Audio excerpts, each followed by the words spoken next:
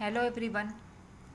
आपके अर्थशास्त्र में पहला चैप्टर है अर्थशास्त्र विषय प्रवेश।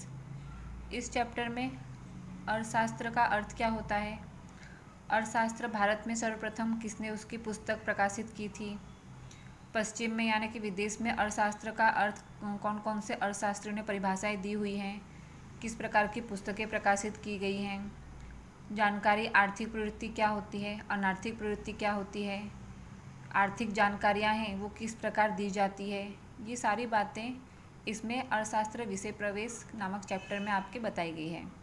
सबसे पहले अर्थशास्त्र का अर्थ दिया हुआ है कि अर्थशास्त्र क्या होता है। तो अर्थशास्त्र में अर्थ ये मुख्य शब्द है। शास्त्र का तो मतलब होता है नीति नियम। अर्थ क्या है, तो अर्थ शब्द ये संस्कृत भाषा का शब्द है जिसका अर्थ होता है उद्देश्य, कुछ प्राप्त करना। यानी कि जो भी कार्य किए जाते हैं वो किसी न किसी उद्देश्य से किए जाते हैं। उद्देश्य के पीछे क्या मतलब होता है कि हमें उस कार्य को करने के बाद कुछ प्राप्त हो, उसमें से कुछ मिले, तो वो चीज़ें अर्थ के अंतर्गत ली जाती हैं, जिसे हम आर्थिक शब्द कहते हैं।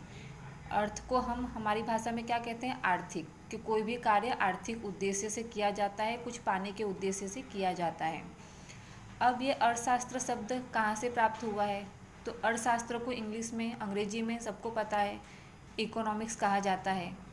इकोनॉमिक्स शब्द ये कहाँ से प्राप्त हुआ है, तो इकोनॉमिक्स शब्द ये ग्रीक भाषा का शब्द है जो ओइकोनोमस पर से प्राप्त हुआ है या ओइकोनोमस पर से खोजा गया है। इकोनॉमिक्स शब्द अंग्रेजी भाषा में, ये हमेशा याद रखना कि इकोनॉमिक्स शब्द किस भाषा पर से अवतरित हुआ है, तो वो ग्रीक शब्द ओइकोनोमस पर से अवतरित हुआ है।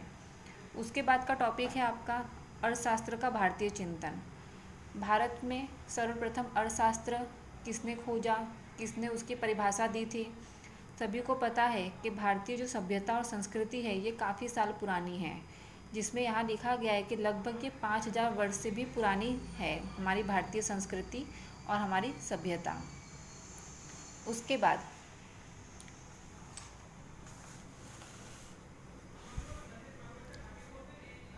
अर्थशास्त्र है, तो अर्थशास्त्र ये हमारे भारत देश में 2500 वर्ष पूर्व यानी कि 2500 साल पहले कौटिल्य नाम के जो विद्वान थे, जिनका नाम चाणक्य है, दूसरा नाम चाणक्य, चाणक्य सबको पता होगा, उनका असली नाम कौटिल्य था लेकिन उन्हें चाणक्य बुलाया जाता था। उन्होंने अर्थशास्त्र नामक पुस्तक लिखी हुई थी जिसमें उन्होंने अर्थशास्त्र का क्या अर्थ दिया हुआ था, तो उनके अनुसार मानव की प्रवृत्ति अर्थ है, मनुष्य जहाँ निवास करता है वह भूमि अर्थ है, कि जो भी मनुष्य है वो जिस भूमि पर रहता है उनको उन्होंने अर्थ कहा था, कि जो भी भूमि है वो अर्थ है, जो भी भूमि है वो अर्थ है।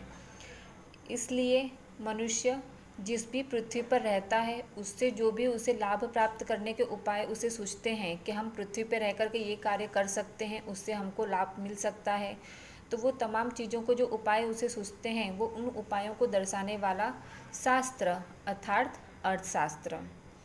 उसके बाद पश्चिमी विद्वान आते हैं, पश्चिमी अर्थशास्त्री आते हैं कि पश्चिम में अर्थशास्त्र का उद्भव किस प्रकार हुआ, विकास किस प्रकार हुआ। तो पश्चिम में बहुत सारे अर्थशास्त्री हैं जिन्होंने अपनी अर्थशास्त्र की अलग अलग परिभाषा दी हुई थी। सबसे पहले आते हैं प्रोफेसर एडम स्मिथ।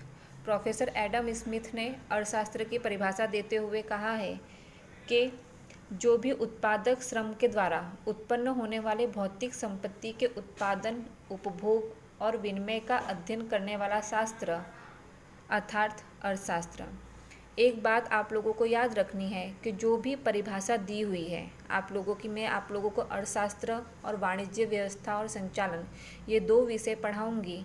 इसमें जो भी परिभाषाएं दी होती है, जो भी मुद्दे दिए गए होते हैं वो वैसे की वैसे ही आपको एग्ज़ाम में या टेस्ट वगैरह होंगे उसमें वैसे की वैसे ही लिखना है। परिभाषा में किसी भी प्रकार का परिवर्तन नहीं करना है, अपने शब्द उसमें डालने नहीं हैं।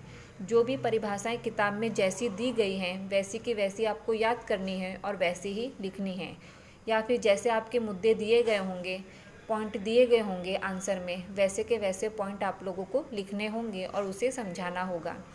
आप लोगों के लिए ये नया विषय है, आप लोगों के लिए ये नया विषय है जिसमें काफ़ी बड़े बड़े आंसर हैं, आप लोगों को याद करने में कठिनाई होगी। तो मैं जिस प्रकार आप लोगों को बताती जाऊंगी वीडियो में, वैसे ही आपको याद करना है और लिखना है।